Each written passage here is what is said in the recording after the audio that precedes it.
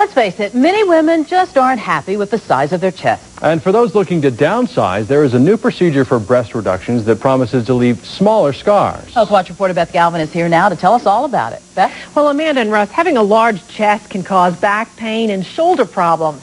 But going smaller often left women with major scars that are hard to hide. Now a new procedure can give women the lift they want with much smaller scars. But when it comes to breasts, bigger isn't always better. And when you're having the sagging, it is not cute.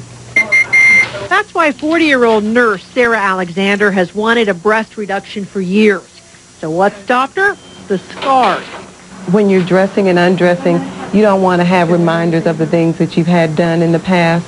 Then Sarah heard about a new technique that promises less noticeable scarring. With her procedure, there are few cuts, short scar, higher lift, and that's what I want. In the past, breast reduction surgery left women with pretty big scars, so they didn't feel comfortable wearing low-cut or revealing tops like this one. But now with the new techniques, there is little scarring, so they can wear pretty much anything they want.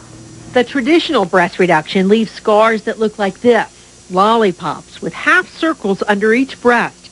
But the new technique does away with those half-circle scars.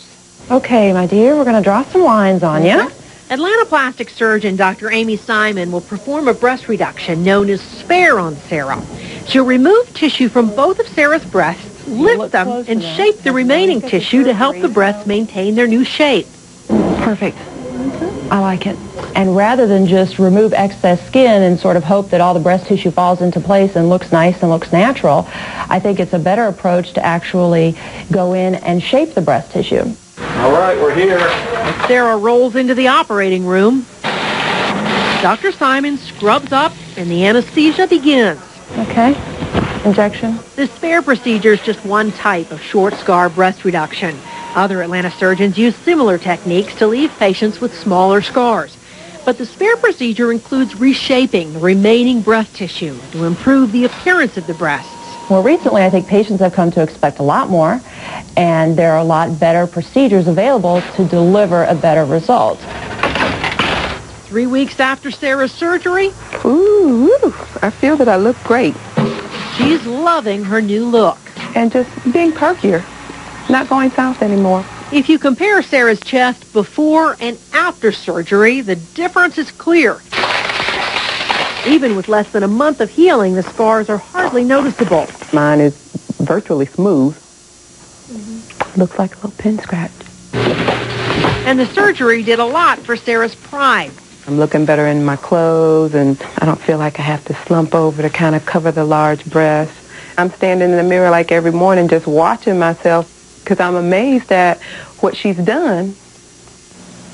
Dr. Simon says the SPAIR procedure can also be used for breast lifts and breast reconstructions. She says women need to see several surgeons before they decide which reduction technique is best for them.